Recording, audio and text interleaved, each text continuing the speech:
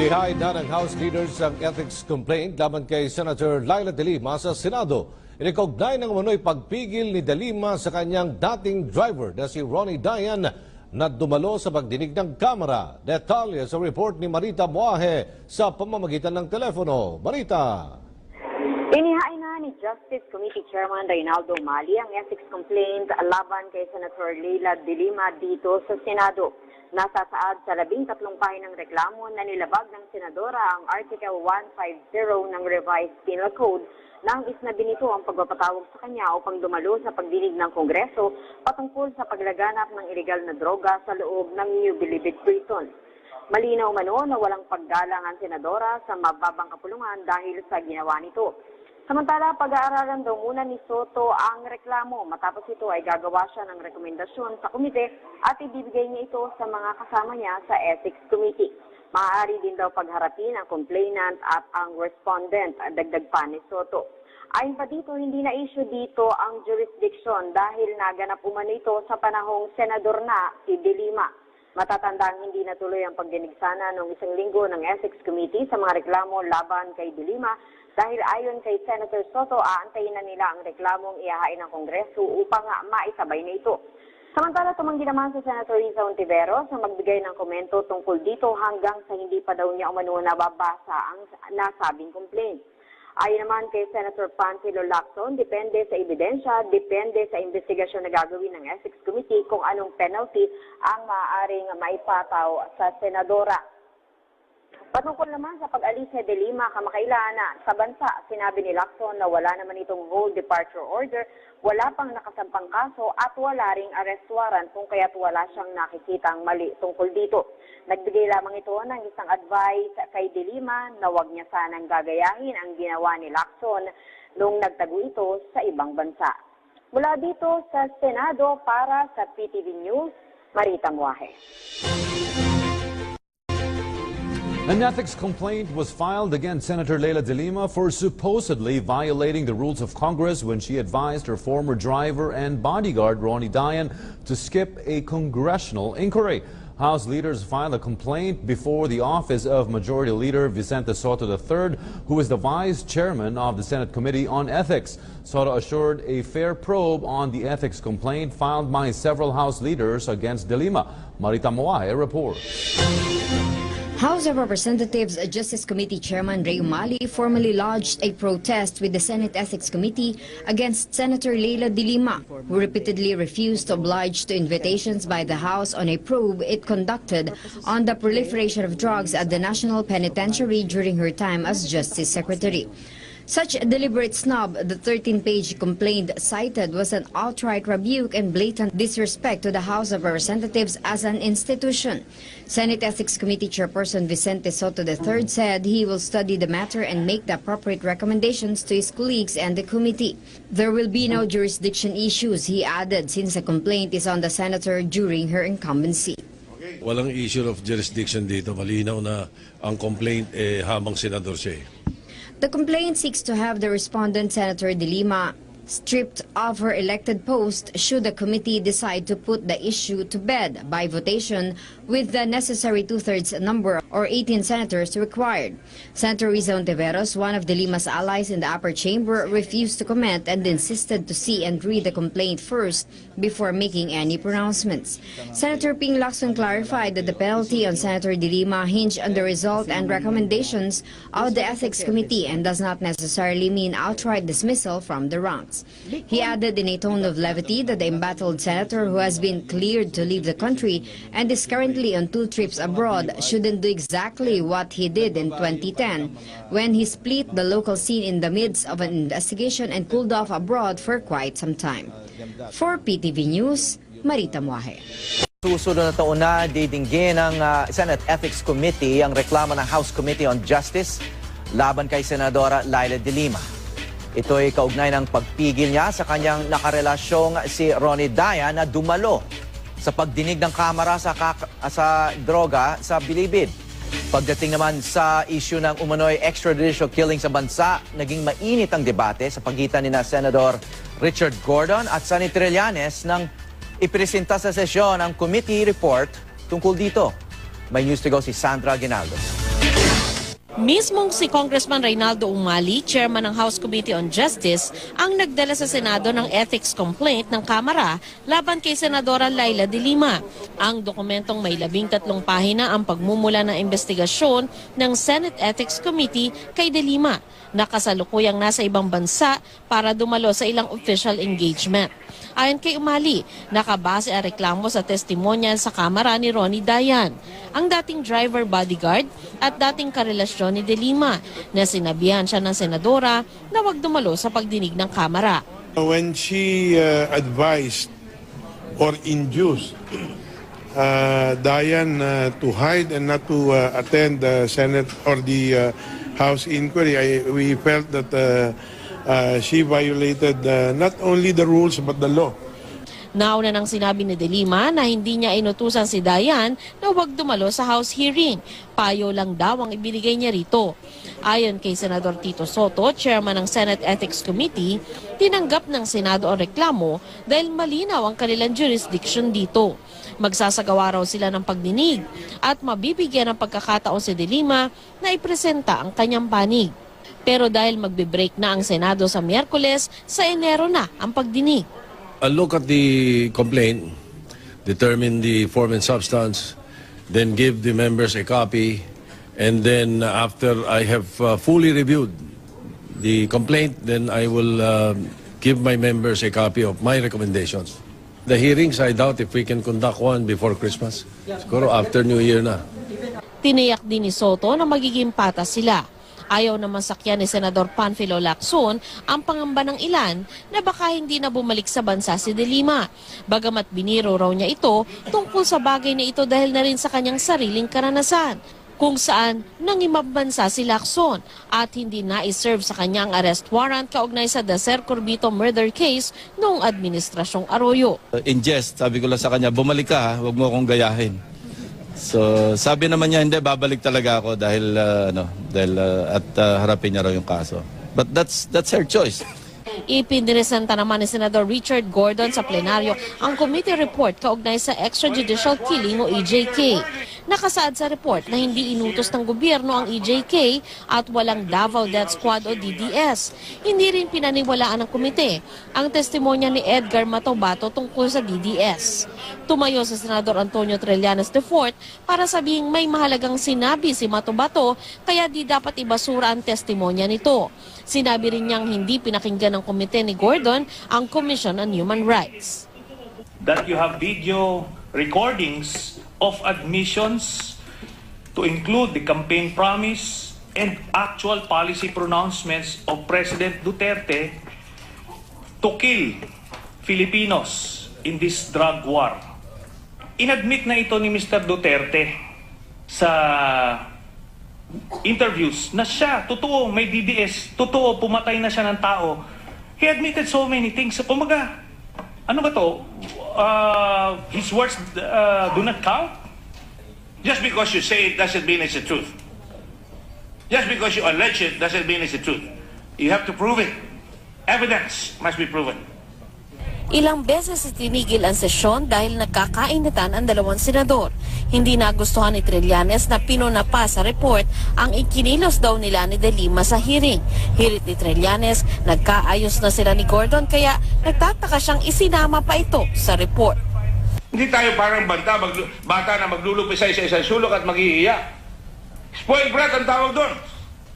So dapat, maging senador tayo, true to his form. We call each other gentlemen. We ask, will the gentleman yield? And you can all talk to one another. You don't have to walk out. In his own words, sige, tama na, tapos na yan. Huwag na pag-usapan yan. And then, isusulat mo rin sa committee report mo. Anong klase kang tao? Hindi muna inaprobahan ang committee report dahil may mga senador pa na gustong magtanong.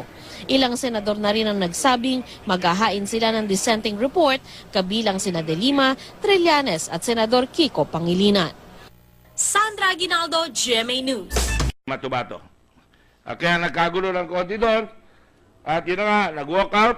Pero tatandaan ko, sabi ni Senator Pacquiao at binubulungan rin ako ni Senator Lacson na i-terminate na. Suspindi na. Bakit nagsisinungaling itong mga ito? Nilalaro lang tayo nito mga ito. At nasa TSL rin po yan. Kay may Senator Pacquiao, pati kay Senator Soto. Pero sabi ko, wag. Sabi ko, na-overlook lang, oversight lang ni Senator De Lima. Napakahinaon po ni Senator De Lima nung panahon na yon. Pero nang biglang dumating si Senator Trillanes, medyo nag-iba ang timplada at medyo nataas na ng boses. At sabi, mag-walkout. Ang sabi ko, I am ready to continue. Ayaw niya mag-continue. Mag-walkout ho yan. Kaya sa tingin ko, pag nag-walkout ka, unang-una, ang pikon talo, matas mahalaga, yan ay misbehavior na dapat litisin natin kung kailangan. However, upon a message sent to us na gusto mag-apologize at gusto makipagkita, tinanggap ko po ang apology ni Senator Trillanes. Hindi ko po pinablicize. Pumasok sa aking opisina, doon lahat ng testigo, at nagkamaya kami at hindi na raw niya gagawin yung ginawa niya ngayon. Ganon rin si Senator De Lima, about 4 or 5 days later, nagpunta rin sa opisina at nag-apologize. And being a gentleman, sabi ko, wala akong ipa-file na sa Ethics Committee. However, Mr. President, when you look at all these incidents, apart from the fact that there is no state-sponsored policy to commit killing. Now, let me just be clear here. Walang state-sponsored killings kaming nadiskubre. Maaring meron. And I repeat that, maaring meron. Pero walang lumabas na testimony na sinasabing may state-sponsored killings. At, huwag mo ako tinuturo, may I put it on record that I'm being pointed at by Senator Trillanes. Maybe there's nobody behind me. And let me just continue with this.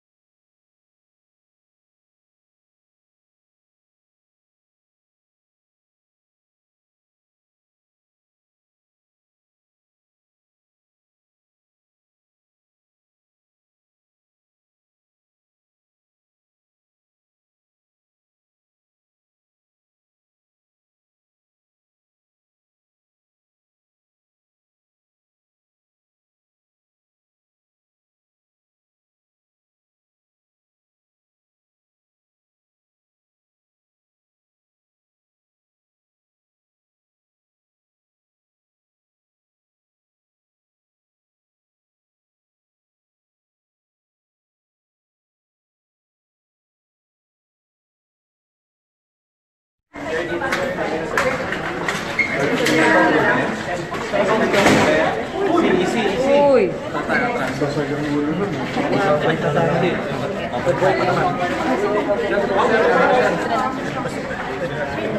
laman na ng complaint ba? It's about the unethical conduct of Senator De Lima in violating a law, violating the rules of Congress, and violating her oath as a public officer in violation of Section or Article 11 on public office being a public trust. Sir, what exactly? Ito ba yung text message, sir? Yes. What are you expecting, sir, na magiging penalty? May hiling ba kayong specific penalty? Wala naman. It's whatever should be imposed by the Senate under the rules. Sir, sinasabi ka kasi advice lang naman, hindi naman kinumain sa whether it is advice, in fact, yung provision of Section 150 or Article 150 of the Revised Penal Code says inducing, and mere inducement, I guess, is even far less than advice, or probably synonymous with advice. Pareho lang yun. Sir, bakit patawag ka ng ethics? Pag hinir na nila itong ethics kasi para daw pagharapin yung respondents ito. Ano ba yung attending? Oh, of course. Itong ginawa ng House leadership is really probably a clear manifestation of the respect that the House of Representatives give to its co-equal chamber, which is the Senate. So, in fact, the intention really, except that medyo nasapit sila speaker dahil meron mga American congressmen who are in the House of Representatives today, kanya that is what is holding him coming over. But he really wants to come over and show the utmost respect and courtesy that the Senate deserves. And sinasabi ko, it is the speaker no less who will come over to file this complaint and be a complainant, and he is a complainant. Sir, sa document na inaakos si Senator De Lima from parliamentary acts, but on the other hand, yung sa House Code, sinasabi ng mga critics na unparliamentary yung Then they file an ethics complaint against those who are, yun na nga, yun yung respeto namin sa isa't isa. Now, whether it is unparliamentary or not, I do not want to make judgment on that. It is for the House Ethics Committee to determine that. Sir, ano yung specific, Paki-state po yung basis para maintindihan po ng tao for your ethics case. Well, yung first is, as a senator, a secretary of justice, and a lawyer, di ba? When she advised or induced Diane to hide and not to attend the Senate or the House inquiry, we felt that she violated not only the rules but the law, which is Article 150 of the Revised Penal Code, which says that yung disobedience to a summons issued by the National Assembly, which is Congress. So, bakit po ninyo ngayon final, wala po si Senator De Lima sa... hindi naman namin alam na alis siya. So, we had to prepare the complaint and so on and so forth. And ngayon lang namin natapos, kanya ngayon namin pila. Negative. Sir, anong sagot niyo sa show? Wala.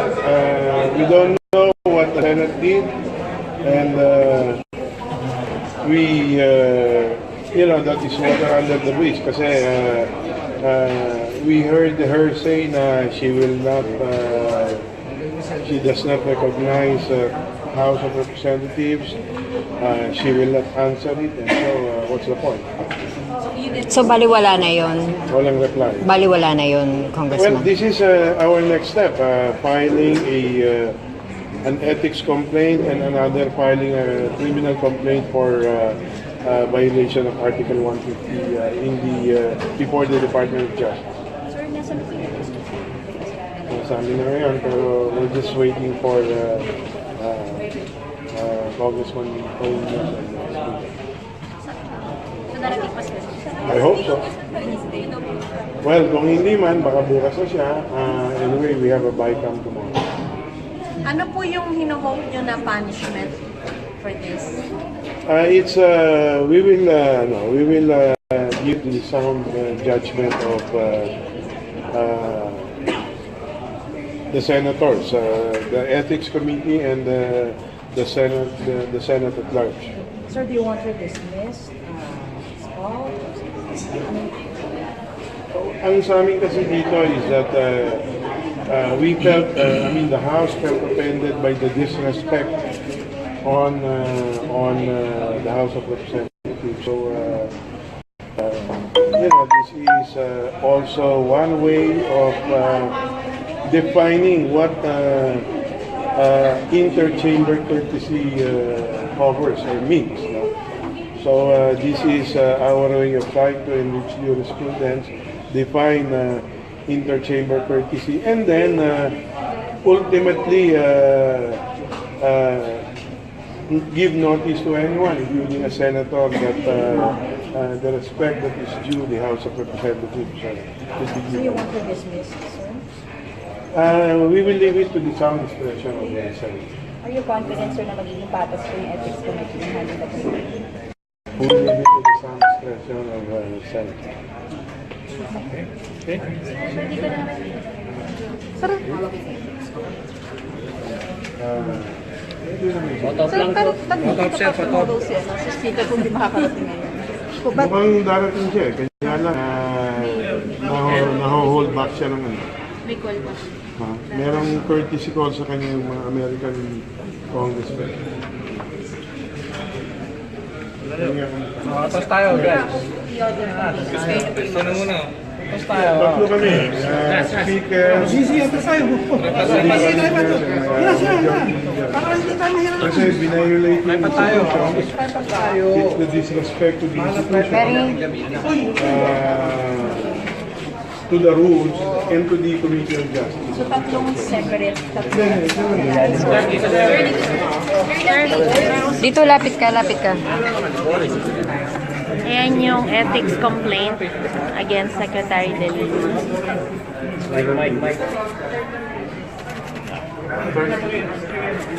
30, sir, 30 pages. 12 pages. Kasi iba signature pages. At 12 pages. 13 including the signature. 13.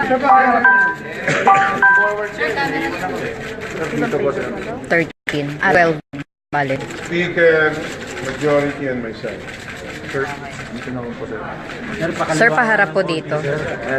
Sir, pwede bang sabihin na because you can't get her on drugs, sa ethics case siya dadalihin?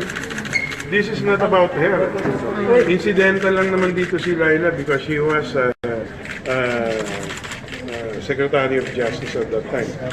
Kung hindi siya yung Secretary of Justice, iba, baka yung iba yun, kung sino man yan. But just so happened that it was her. So, this is not, and we've been saying that all along, this is not about Senator De Lima. And yung contumacious acts, yung disrespect for the House, is what really brought this here. So, kung hindi rin gano'n na naging actuation ni Senator De Lima, baka hindi rin namin pinail to. Pero parang ang nangyari, hinahamon niya talaga ang House. So, this is ultimately the decision of the House leadership to pursue the matter, including the filing of an ethics complaint. So napakiramdam nyo may disrespect sa part ni Senator De Lima sa House? Definitely, we've been saying that. Okay, thank you. Salamat. Merry Christmas sa inyo.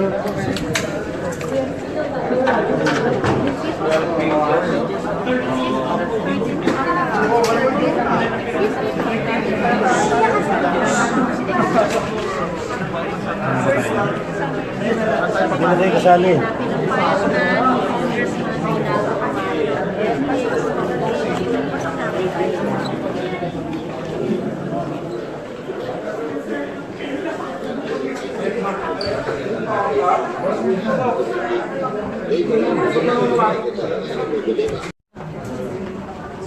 Diba?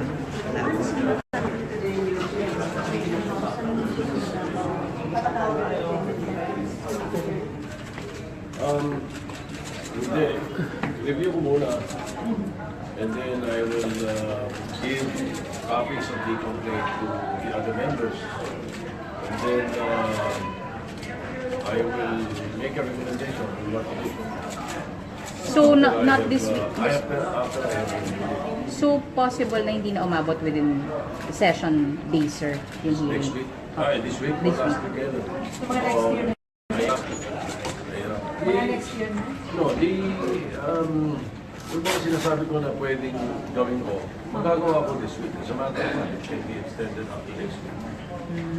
But for us to call a hearing already, if the recommendation would be to call for a hearing and ask Senator De Lima to answer the accusations, that will have to be when we come back to the General. Kasi, magkakante siya, hindi rin. I don't know if I can master a forum by next week. Everybody is in Christmas mode already, so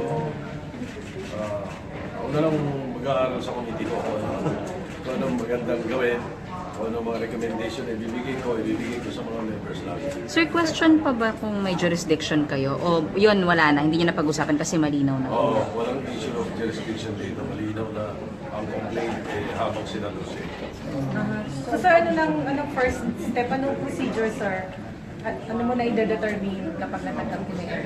Yeah, I'll look at the complaint, determine the form and substance, then give the members a copy, and then after I have fully reviewed the complaint, then I will give my members a copy of my recommendation. May timeline ba yun, sir, pag may na-receive kayo? Mabilisan ko. Pero may timeline. Well, siguro, give me a week. But you want this resolved? Kahit a few days, depende. Depende rin sa mga members ko kung mabilis ang reaction nila. Sir, but you want this resolved as soon as possible? Yes, as soon as possible. Because? Kaya lang, the hearings, I doubt if we can conduct one before Christmas. Yeah, but After New Year. even after New Year, sir. After New Year, yes. Yeah, you want this fast? Yes. Mga ilang hearings, sir? We will be able to, depende sa mga sagot, depende sa mga accusations. It can be done in one hearing. Stretch out to about 2 or 3. So, nag-invite ka ng resource person sa mga? Depende. Depende sa sagot ng respondent, saka depende sa mga complainants. Kung meron silang gusto ipresenta, istigo. Sir, pwede ba yun na magkaroon ng face-to-face yung complainant? Oo. That's what we have to do. Magkakalikot sila magpapakot. Sabay na papasabihin.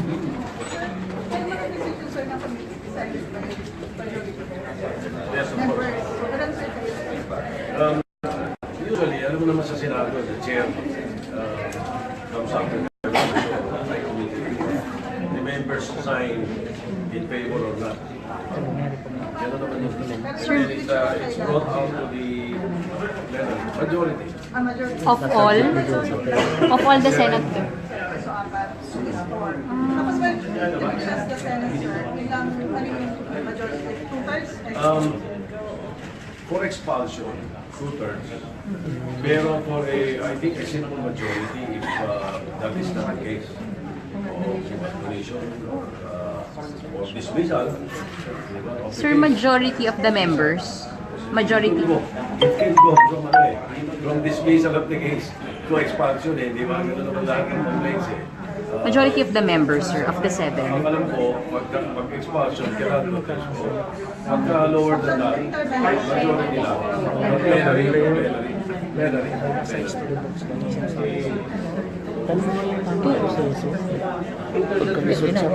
Sir, so ano daw? 2/3 of all the senators expulsion. Pag maliit doon, of the members.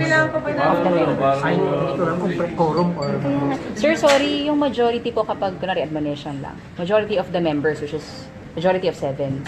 Oh, but it has to still be approved by the plenary. So majority of By the Senate. of the Senate. Always. Lahat naman yung amin, kahit yung mga committee reports ng ibang mga committees, kung napapansin ninyo, napakaraming committee report in the last Congress na wala naman nangyari. Kasi hindi rin hata sa plenary. So as long as you don't bring it to plenary, you do not approve it in plenary, it's not a Senate committee report. It's a piece of paper. Pero sa mga advocation sa plenary, not necessarily referred to expulsion lang. Expulsion lang kailangan ng I think it will.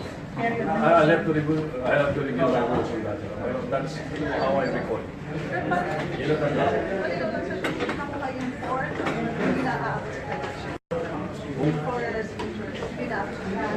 Pag walang four signatures, yeah. Sir, ano nangyari dun sa ethics complaint ni Attorney Abelardo? First ethics complaint. We'll probably take into consideration the second supplemental complaint niya. Kasi halos pareho nung ipapadala ng House, but I'm talking off my hat now because I have not read the House complaint yet. So, baka. Pero the original complaint and the complaint of the other complainant, both have issues on jurisdiction. So, with that, I think most of the members are ready to. I'm ready to draft a committee report on those specific complaints.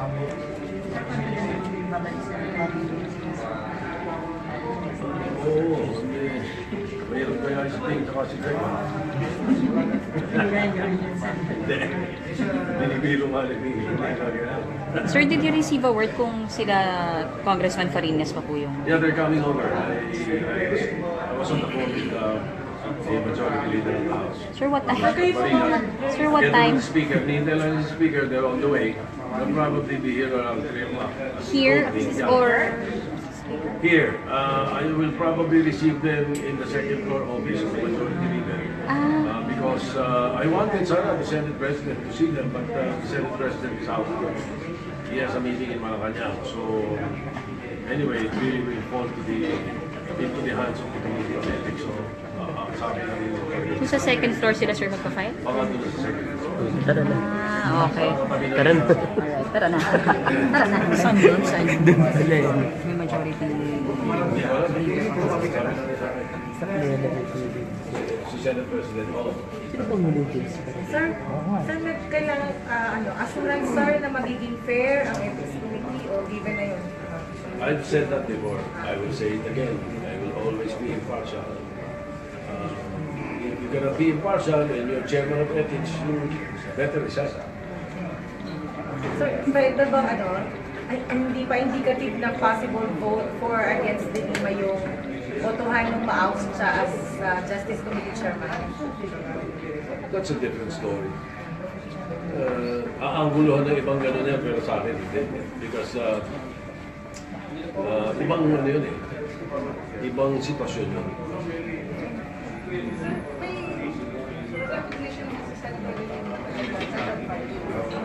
Okay, paano? Meron siya.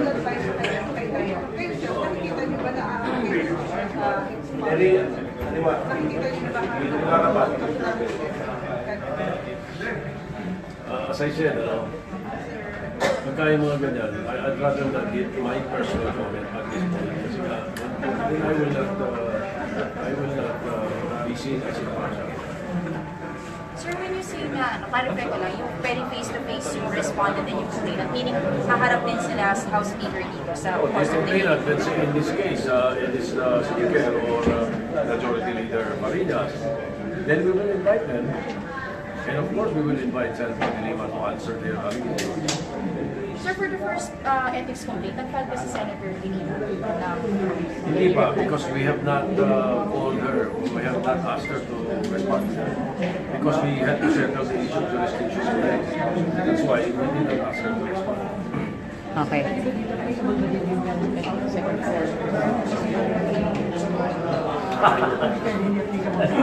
Magandang tanong yun ah. Okay.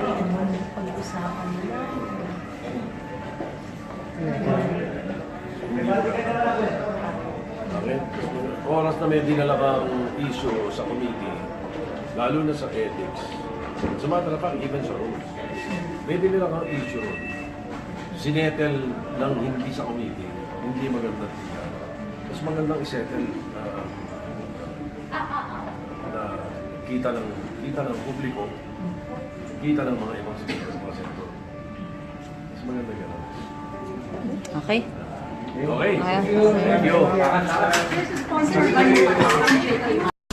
Nagpulong ilang miyembro ng Partido Liberal kahapon. Pagkatapos ng pagpupulong, inalam namin kung ano ang kanilang mga napag-usapan.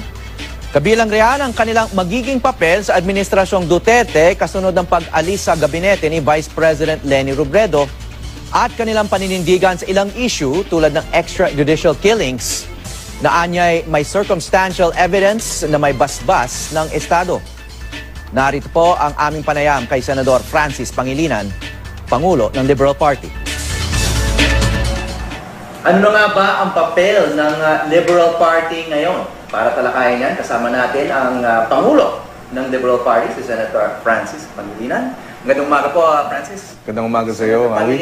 So, nagpulong kayo ngayong umaga ng Liberal Party, ay mga ilang miyembro nito. Pwede nyo bang ibahagi sa amin kung ano yung napag-usapan ninyo? Well, kasama ito sa sunod-sunod na mga pagpupulong mula nung Lunes, last week, 1 week ago, nung nag-resign nga si Vice President Leni sa kabinete. Siyempre, may epekto ito. Marami ang nagtatanong sa mga kasapi ng partido. Sana tutuloy ang Liberal Party. Kaya we have had a series of meetings since Monday last week with senators, 3 times with the members of the Senate, twice also with the members of Congress, and then until today. We are in the process of consulting at pinag-aaralan ano ba ang magiging susunod na mga hakbang ng partido. So far, doon sa inyong mga diskusyon, ano ba, nagiging intense ba yung debate at ano yung maaring maging direksyon ng Liberal Party? Well, merong mga nagsasabi, dapat kasi opposition na. Di ba? Dapat out and out opposition. Meron naman nagsasabing,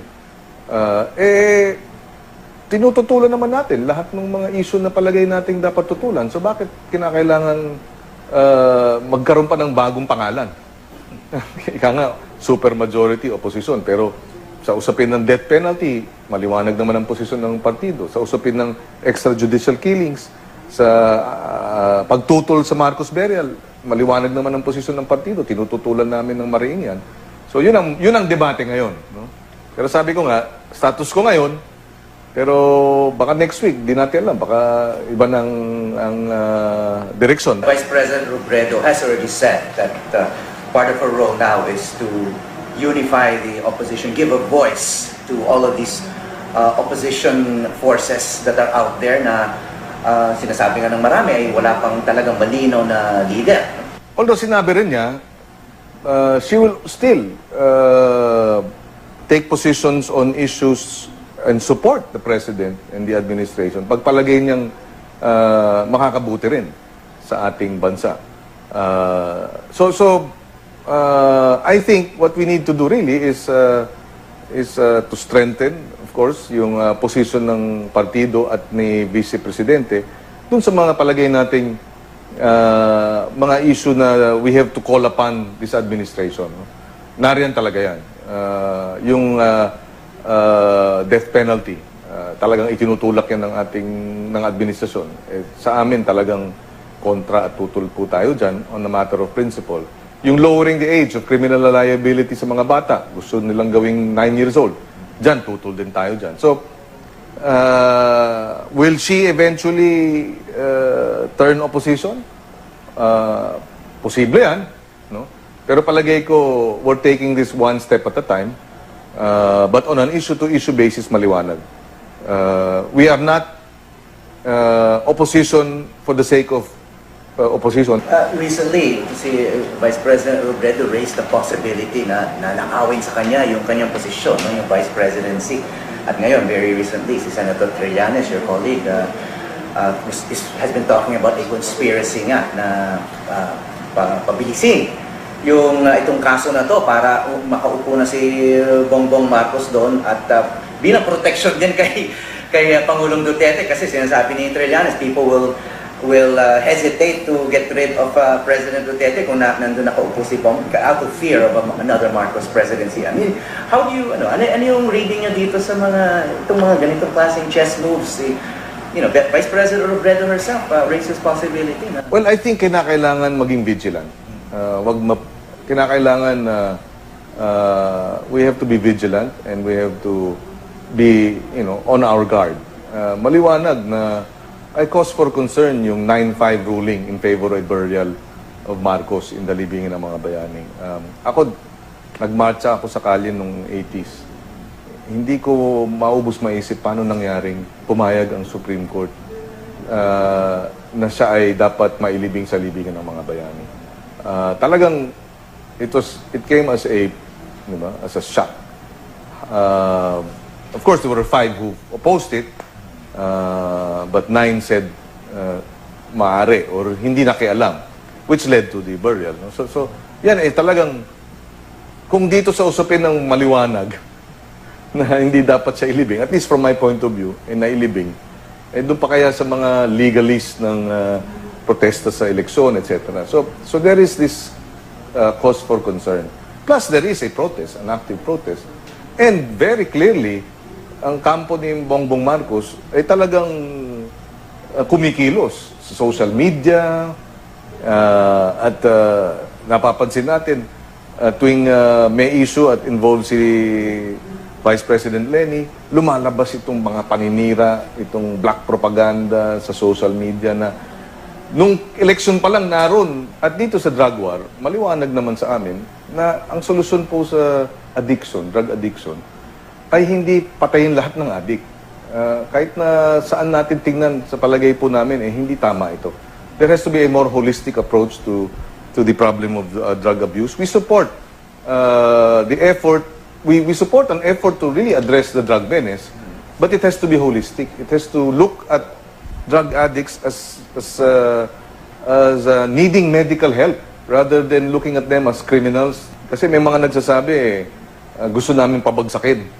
Ayaw namin maging matagumpay ang administrasyong Duterte, kaya tutol kami ng tutol. Hindi ho. Hindi ibig sabihin dahil tumututol, therefore gusto namin patalsikin ang administrasyon o si President Duterte. Hindi ho. Nasa demokrasya ho tayo. Kahit lahat ng presidente nagkakamali. Walang taong perpektong presidente.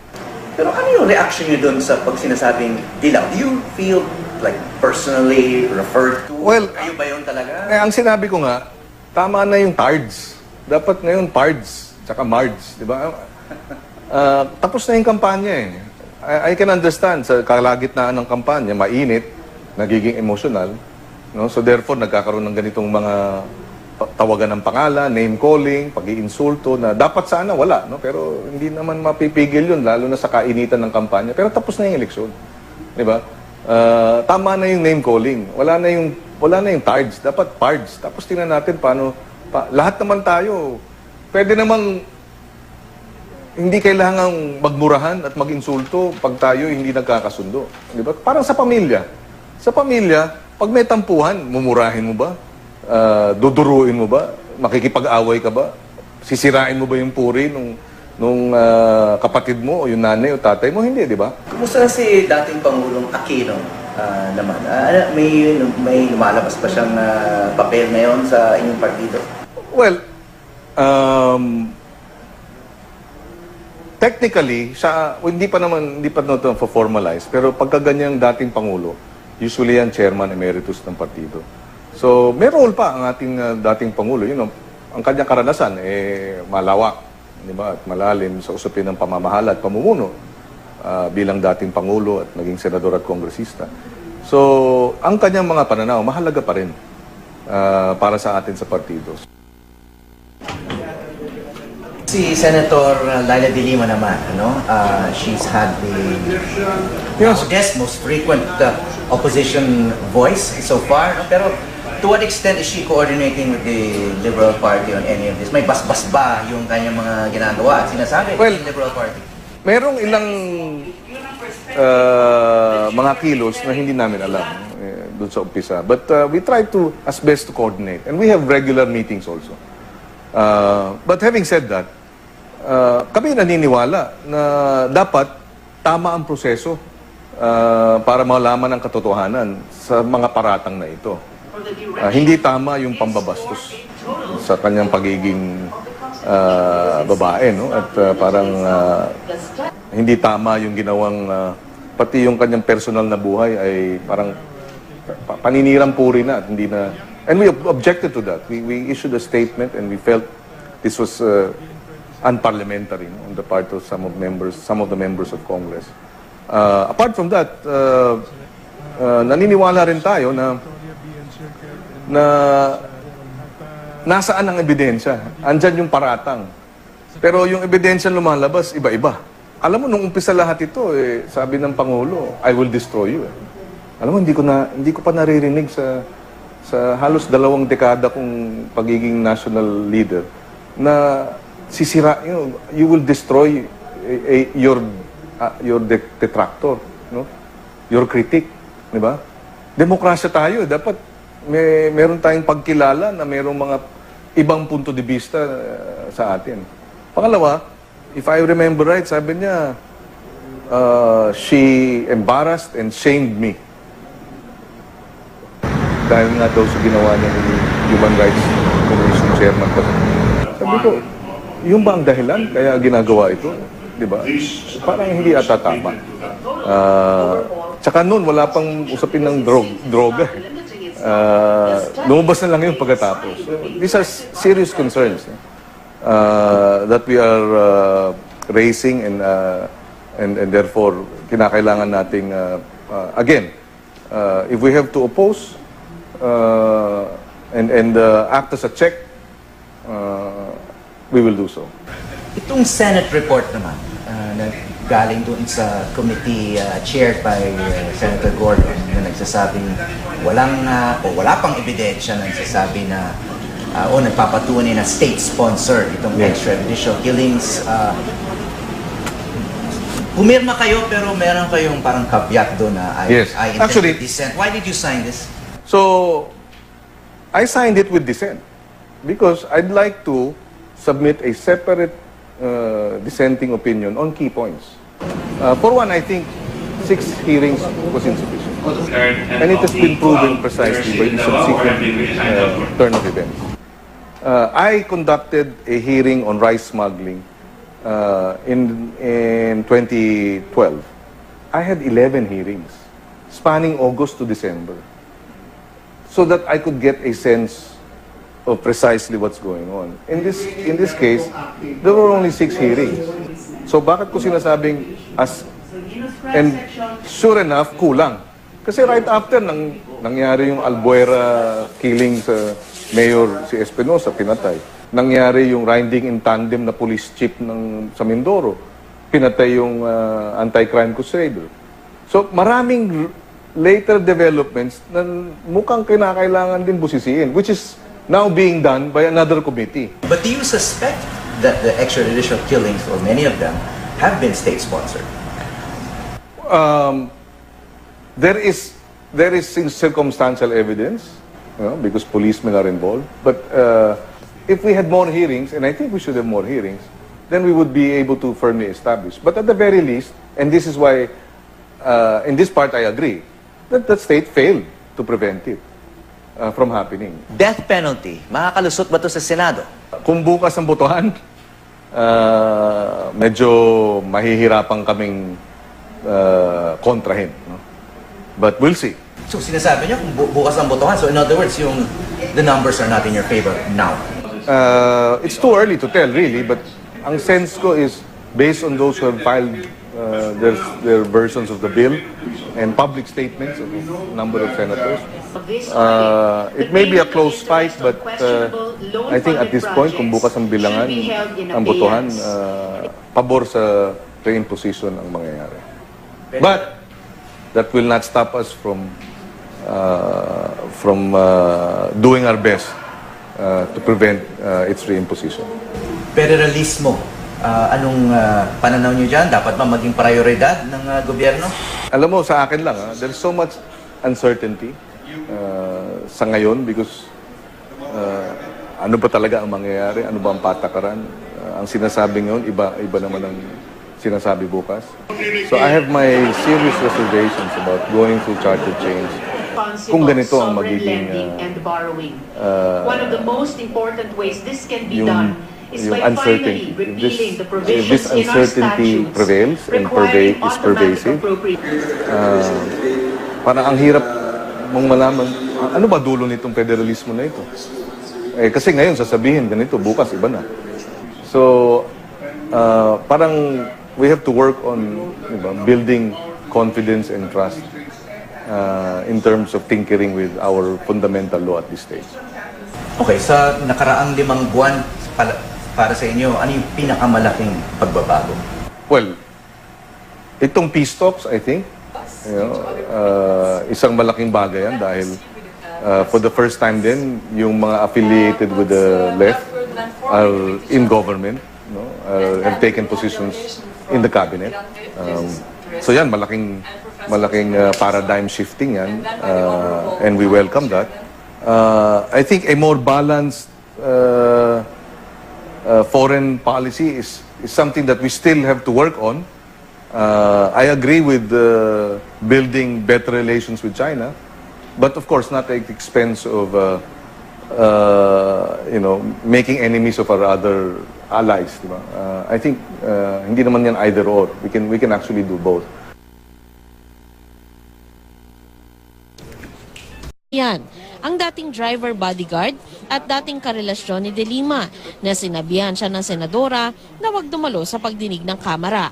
When she advised or induced Dayan to hide and not to attend the Senate or the House inquiry, we felt that she violated not only the rules but the law. Nauna nang sinabi ni De Lima na hindi niya inutusan si Dayan na huwag dumalo sa House hearing. Payo lang daw ang ibinigay niya rito. Ayon kay Senador Tito Soto, chairman ng Senate Ethics Committee, tinanggap ng Senado ang reklamo dahil malinaw ang kanilang jurisdiction dito. Magsasagawa raw sila ng pagdinig at mabibigyan ng pagkakataon si De Lima na ipresenta ang kanyang panig. Pero dahil magbe-break na ang Senado sa Miyerkules, sa Enero na ang pagdinig. I'll look at the complaint, determine the form and substance, then give the members a copy, and then after I have fully reviewed the complaint, then I will give my members a copy of my recommendations. The hearings, I doubt if we can conduct one before Christmas. Siguro after New Year na. Tiniyak din ni Soto na magiging patas sila. Ayaw naman sa... House of Representatives Justice Committee Chairman Ray Umali formally lodged a protest with the Senate Ethics Committee against Senator Leila de Lima, who repeatedly refused to oblige to invitations by the House on a probe it conducted on the proliferation of drugs at the National Penitentiary during her time as Justice Secretary. Such a deliberate snub, the 13-page complaint cited, was an outright rebuke and blatant disrespect to the House of Representatives as an institution. Senate Ethics Committee Chairperson Vicente Soto III said he will study the matter and make the appropriate recommendations to his colleagues and the committee. There will be no jurisdiction issues, he added, since the complaint is on the senator during her incumbency. Walang issue of jurisdiction dito. Malinaw na ang complaint hamang senador siya. The complaint seeks to have the respondent, Senator De Lima, stripped of her elected post should the committee decide to put the issue to bed by votation with the necessary two-thirds number or 18 senators required. Senator Riza Ontiveros, one of de Lima's allies in the upper chamber, refused to comment and insisted to see and read the complaint first before making any pronouncements. Senator Ping Lacson clarified that the penalty on Senator de Lima hinged on the result and recommendations of the Ethics Committee and does not necessarily mean outright dismissal from the ranks. He added in a tone of levity that the embattled senator who has been cleared to leave the country and is currently on 2 trips abroad shouldn't do exactly what he did in 2010 when he split the local scene in the midst of an investigation and cooled off abroad for quite some time. For PTV News, Marita Muaje. Susunod na taon na didinggin ng Senate Ethics Committee ang reklamo ng House Committee on Justice laban kay Senadora Laila de Lima. Ito ay kaugnay ng pagpigil niya sa kanyang nakarelasyong si Ronnie Dayan na dumalo sa pagdinig ng Kamara sa droga sa Bilibid. Pagdating naman sa issue ng umano'y extrajudicial killing sa bansa, naging mainit ang debate sa pagitan ni Senador Richard Gordon at Sonny Trillanes nang ipresenta sa sesyon ang committee report tungkol dito. May news to go si Sandra Aguinaldo. Mismong si Congressman Reynaldo Umali, chairman ng House Committee on Justice, ang nagdala sa Senado ng ethics complaint ng Kamara laban kay Senadora Laila de Lima. Ang dokumentong may 13 pahina ang pagmumula ng investigasyon ng Senate Ethics Committee kay de Lima, na kasalukuyang nasa ibang bansa para dumalo sa ilang official engagement. Ayon kay Umali, nakabase ang reklamo sa testimonya sa Kamara ni Ronnie Dayan. Inihain na ng House leaders ang ethics complaint laban kay Senator Laila de Lima sa Senado. Inikognay ng umano'y pagpigil ni de Lima sa kanyang dating driver na si Ronnie Dayan na dumalo sa pagdinig ng Kamara. Detalye sa report ni Marita Muaje sa pamamagitan ng telepono. Marita. Inihain na ni Justice Committee Chairman Reynaldo Umali ang ethics complaint laban kay Senator Laila de Lima dito sa Senado. Nasasaad sa 13 pahinang reklamo na nilabag ng Senadora ang Article 150 ng Revised Penal Code nang isnabi nito ang pagpapatawag sa kanya upang dumalo sa pagdinig ng Kongreso patungkol sa paglaganap ng ilegal na droga sa loob ng New Bilibid Prison. Malinaw umano na walang paggalang ang Senadora sa mababang kapulungan dahil sa ginawa nito. Samantala, pag-aaralan daw muna ni Soto ang reklamo. Matapos ito ay gagawa siya ng rekomendasyon sa komite at ibibigay niya ito sa mga kasama niya sa Ethics Committee. Maaari din daw pagharapin ang complainant at ang respondent, dagdag pa ni Soto. Ayon pa dito, hindi na issue dito ang jurisdiction dahil naganap umano ito sa panahong senador na si de Lima. Matatandang hindi natuloy ang pagdinig sana noong 1 linggo ng Ethics Committee sa mga reklamo laban kay de Lima dahil ayon kay Senator Soto, aantayin na nila ang reklamong ihahain ng Kongreso upang maisabay na ito. Samantala, tumanggi naman si Senator Riza Ontiveros na magbigay ng komento tungkol dito hanggang sa hindi pa daw niya umano nababasa ang nasabing complaint. Ayon naman kay Senator Pancilo Lacson, depende sa ebidensya, depende sa investigasyon na gagawin ng Ethics Committee kung anong penalty ang maaaring maipataw sa Senadora. Patungkol naman sa pag-alis ni de Lima kamakailan sa bansa, sinabi ni Lacson na wala naman itong hold departure order, wala pang nakasampang kaso at wala ring arrest warrant kung kaya't wala siyang nakikitang mali tungkol dito. Nagbigay lamang ito ng isang advice kay de Lima na huwag niya sanang gagayahin ang ginawa ni Lacson nung nagtago ito sa ibang bansa. Mula dito sa Senado para sa PTV News, Marita Muaje. An ethics complaint was filed against Senator Laila de Lima for supposedly violating the rules of Congress when she advised her former driver and bodyguard, Ronnie Dayan, to skip a congressional inquiry. House leaders filed a complaint before the office of Majority Leader Vicente Soto III, who is the vice chairman of the Senate Committee on Ethics. Soto assured a fair probe on the ethics complaint filed by several House leaders against de Lima. Marita Moahe reports.